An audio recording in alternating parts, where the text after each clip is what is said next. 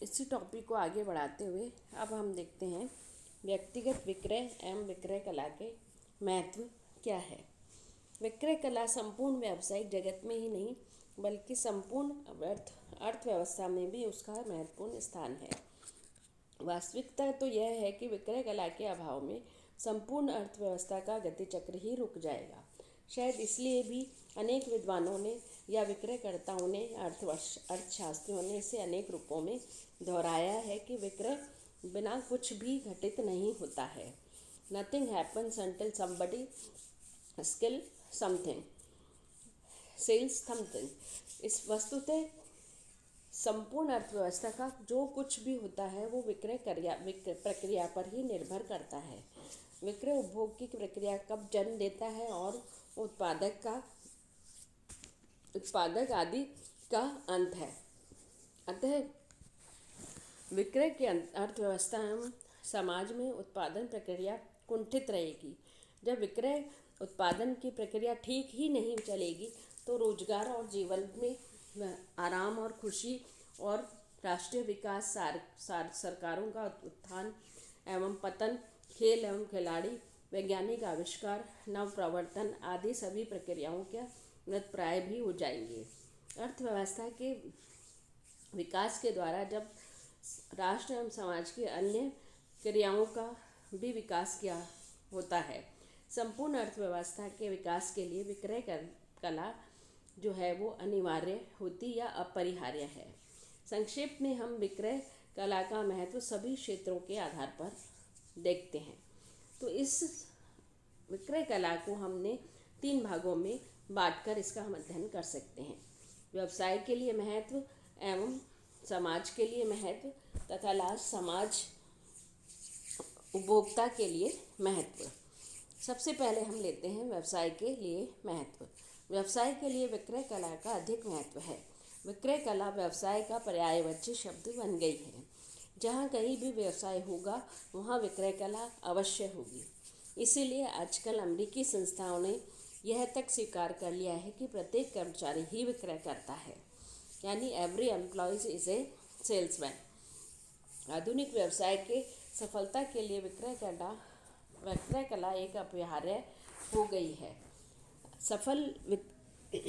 सफल विक्रय कला के बिना व्यवसाय की सफलता का आशा करना व्यर्थ है। यह व्यवसाय की जड़ों को सींचने वाली शक्ति है जिससे व्यवसाय के रूपी पौधा फलता फूलता एवं विकसित होता है। विक्रय कला समस्त वाणिज्यों का आधार है। Salesmanship is the basis of all commerce. विश्व में किसी भी देश में इसके महत्व को अस्वीकार नहीं किया जा सकता है। कारण ये है कि आज कोई भी देश व्यवसाय के बिना विकसित नहीं हो सकता है और व्यवसाय के विकास के लिए विक्रय कला पहली आवश्यकता है। अमेरिका जैसे विकसित राष्ट्र भी विक्रय कला के महत्व को आज भी स्वीकार करते हैं। प्रोफेसर हडसन ने यह बताया कि यदि व्यापारिक राष्ट्र के रूप में टिकना है तो हमारी व्यापारिक और आर्थिक अर्थव्यवस्था विक्रय कला को गतिशील शक्ति बनाना होगा। तो हमें इसमें हम जब देखते हैं तो सबसे पहला हमारा जो पॉइंट आएगा वो है व्यवसाय के सफलता का आधार। अमेरिकी विद्वान हैरन का यह मानना है कि जब तक संगठन के प्रत्येक व्यक्ति का दीर्घकालीन लक्ष्य संतोषजनक विक्रय नहीं होगा तब तक संगठन चल नहीं सकता है। विक्रय संस्था के आय का महत्वपूर्ण स्रोत है। विक्रयकर्ता इसके पूर्ति का साधन है। अतः विक्रयकर्ता को संपूर्ण व्यवसाय की सफलता का आधार कहा जा सकता है। जब तक विक्रय का कार्य सफलतापूर्वक नहीं किया जाएगा तब तक वह सफलता के आशा करना भी व्यर्थ है। इसीलिए कहा जाता है कि संपूर्ण व्यवसाय ही विक्रय कार्य है। अतः संपूर्ण व्यवसाय की सफलता के लिए सफल विक्रय करना होना महत्वपूर्ण शक्ति है। सेकेंड, इसमें आता है इंक्रीज डिमांड, यानी मांग में वृद्धि। विक्रय कला के बाद वस्तुओं की मांग में आसानी से वृद्धि की जा सकती है। आधुनिक विक्रय कला लोगों की आवश्यकता की प्रभावकारी मांग में परिवर्तित करने में सहायक है। इस प्रभावकारी मांग के कारण ही वस्तुओं का विक्रय बढ़ता है। विक्रय कला में प्रसिद्ध विद्वान ने यह भी लिखा है कि विक्रय कला का आधारभूत महत्व यह है कि यह मांग उत्पन्न करती है, उसे प्रभावकारी बनाती है तथा वस्तुओं और सेवाओं के विक्रय में सृजन करती है। थर्ड इसमें आता है नवीन बाजारों का सृजन। विक्रय कला व्यवसाय के लिए नए बाजारों का सृजन करने में भी सहायक है। हैम्पटन और ज़बीन ने यह कहा है कि प्रतिदिन नई नई वस्तुओं का जन्म हो रहा है और विक्रय कला उनके लिए नए बाजारों का सृजन कर रही है।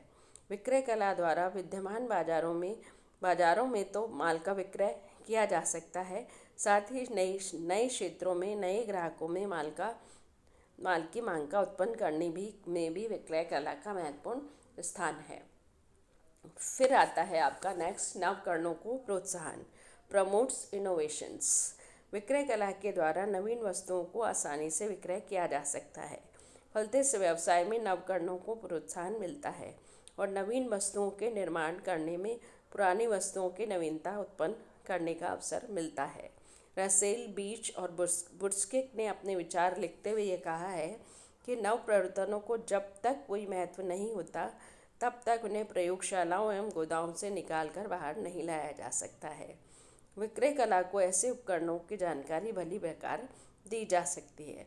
तो स्पष्ट है कि विक्रय कला लोगों को नवकरणों से परिचित करवा सकती है और व्यावसायिक और उनके व्यापारिक आधार पर अधिकाधिक उत्पादन करने के लिए प्रेरित करती है। इसके बाद आता है कुछ उस वस्तुओं के विक्रय के लिए अनिवार्य। यद्यपि आज व्यक्तिगत विक्रय कला के स्थान पर मशीनों विक्रय कला, मुद्रित विक्रय कला या स्वयं सेवा का महत्व बढ़ने लगा है, किंतु फिर भी कुछ ऐसी वस्तुओं का निर्माण होने लगा है जिनका विक्रय व्यक्तिगत विक्रय कला के बिना संभव नहीं है।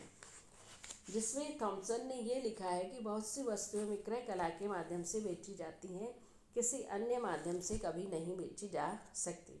और वास्तव में आज कई टेक्निकल ऐसी वस्तुएं हैं जिनका विक्रय करने से विक्रयकर्ता का उत्पन्न संभव है। फिर आपका आता है इंक्रीज प्रोडक्शन यानी उत्पादन में वृद्धि। विक्रय कला जब मांग में वृद्धि करती है तो संस्था के उत्पादन में भी स्वतः ही वृद्धि हो जाती है। नेक्स्ट है प्रति इकाई लागत में कमी। विक्रय कला की मांग में वृद्धि होती है तो उत्पादन बढ़ता है और उत्पादन साधनों का पूर्ण क्षमता का उपयोग संभव होता है और इससे वस्तुओं की प्रति इकाई की लागत में कमी आती है। अतः बहुत से लोग आसानी से वस्तुएं खरीदने में समर्थ हो जाते हैं। अर्नेस्ट डेवाल ने यही लिखा है कि बहुत से अमेरिकी विक्रयकर्ताओं के प्रयासों के बिना बहुत सी वस्तुओं की कीमतें बहुत से लोगों की पहुंच में नहीं होती। नेक्स्ट है हायर प्रॉफिट यानी अधिक लाभ। एक विद्वान ने ठीक ही लिखा है कि विक्रय कला व्यावसायिक उपक्रम को लाभदायी बनाने और बनाए रखने में सहायक है। वास्तव में विक्रय कला द्वारा प्रति इकाई लागत में कमी लाकर ग्राहकों को संतुष्ट करके अधिक विक्रय के लक्ष्य को पूरा किया जा सकता है। इससे संस्था के लाभों में वृद्धि होती है। फिर इसके बाद बाजार की सूचनाओं का संकलन। विक्रय कला से बाजार की सभी सूचनाओं का जानकारी का संकलन स्वतः ही होता रहता है। ग्राहकों की रुचि, उसमें परिवर्तन, प्रतिस्पर्धा की स्थिति, नवीन वस्तुओं का बाजार में प्रवेश आदि की जानकारी विक्रयकर्ताओं के माध्यम से होती है। अतः विक्रयकर्ता सूचनाओं का महत्वपूर्ण स्रोत होता है। अमेरिका की एक कंपनी के उपाध्यक्ष लिट जॉन ने विक्रयकर्ता को इस सूचना को महत्वपूर्ण स्रोत स्वीकार करते हुए कहा है कि विक्रयकर्ता कंपनी में एक महत्वपूर्ण व्यक्ति है। हम अपने विक्रयकर्ता से प्राय विचार विमर्श करते रहते हैं तथा विशेष रूप से उस परामर्श, जबकि हम बाजार में नई वस्तु लाते हैं तब जब विशेष रूप से उससे परामर्श की जा सकती है और उत्पाद की व्यूह रचना परिवर्तित करनी हो। ये बाजार क्षेत्र हमारे लिए आँख और कान के रूप में कार्य करते हैं। फिर इसके बाद आता है संतुष्ट ग्राहकों की संख्या में वृद्धि। आजकल की जो विक्रय कला है वो पारस्परिक संतोष के सिद्धांत के आधार पर आधारित है। आधुनिक विक्रय कला ग्राहकों की संतुष्टि के द्वारा लाभ कमाने का महत्व देती है। इससे सिद्धांत को अपनाया जाएगा और व्यवसाय में संतुष्ट ग्राहकों की संख्या में स्वतः ही वृद्धि होगी। संतुष्ट संस्था की बहुत बड़ी संपत्ति है। इससे व्यवसाय की ख्याति बढ़ेगी और संस्था का स्वतः ही विकास होगा। इसके बाद आता है व्यवसाय की अभिवृद्धि। विक्रय कला के विद्वान में थॉमसन ने लिखा है कि विक्रय कला व्यवसाय का सृजन करती है और इससे विक्रय कला के व्यवसाय के चहुमुखी प्रगति में सहायक है। एक संस्था की विक्रय वृद्धि में अनेक संस्थाओं की स्वतः विक्रय वृद्धि होती है और व्यवसाय में भी अभिवृद्धि होती है। प्रबंध क्षेत्र के एक विचारक हेरन ने अध्ययन करके ये बताया कि विक्रय ही कार्य ऐसा है जिससे कि व्यवसाय की सर्वाधिक अभिवृद्धि होती है। एक रिसर्च भी किया गया जिसमें जूता बनाने वाली कंपनी 50% दूसरे उद्योगों से माल खरीदती है। इसमें चमड़ा और रबड़ उद्योग सम्मिलित है। चमड़ा उद्योग स्वयं 43 दूसरे उद्योगों से माल खरीदता है, जिसमें रबड़ उद्योग भी कांच उद्योग से माल खरीदता है। कांच उद्योग भी 61 उद्योगों से माल खरीदता है।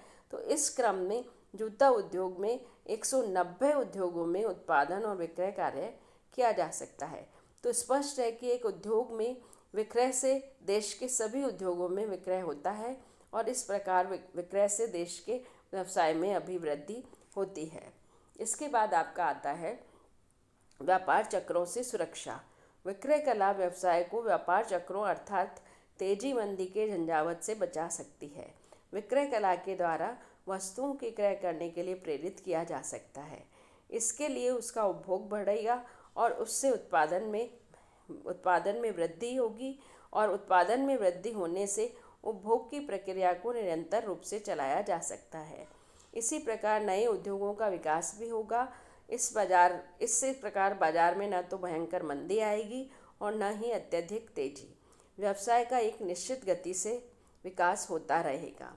इस संबंध में रसेल, बीस और बुस्कर्ट ने अपने विचार व्यक्त करते हुए लिखा है कि उपभोग रोजगार के लिए आवश्यक है। विक्रयकर्ता लोगों की बचत की स्वाभाविक प्रकृति को घटाकर उपभोग को बढ़ाता है तथा प्रोत्साहित करता है। इस प्रकार विक्रय कला उत्पादन, उपभोग, रोजगार में संतुलन स्थापित करके व्यापार चक्रों को नियमित करती है। लास्ट है इसमें प्रबंधकीय योग्यता का विकास, डेवलपमेंट ऑफ मैनेजरियल स्किल। विक्रय कला लोगों के साथ व्यवहार करने का ज्ञान देती है। प्रबंधकों के लिए ऐसे ज्ञान की सर्वाधिक आवश्यकता होती है, जिसके परिणाम स्वरूप विक्रय कला में दक्ष व्यक्तियों में प्रबंधकीय गुणों का स्वतः ही विकास होने लगता है। मैनार्ड के अनुसार 20% से भी अधिक कंपनियों के अध्यक्ष या विक्रय विभाग से या विक्रय या एवं निर्माण विभागों से आए हैं। जिलेट सेफ्टी रेजर कंपनी के उपाध्यक्ष विंसेंट जी सिगलर ने ये भी कहा कि अमेरिका की अनेक कंपनियों में बड़े पदों पर पदोन्नति के लिए विक्रय विभाग का अनुभव अनिवार्य है। इसीलिए ये कहा गया है कि विक्रय विभाग ही एक ऐसा विभाग है जहाँ पर लोगों में प्रबंधकीय गुणों का स्वाभाविक रूप से विकास हो सकता है।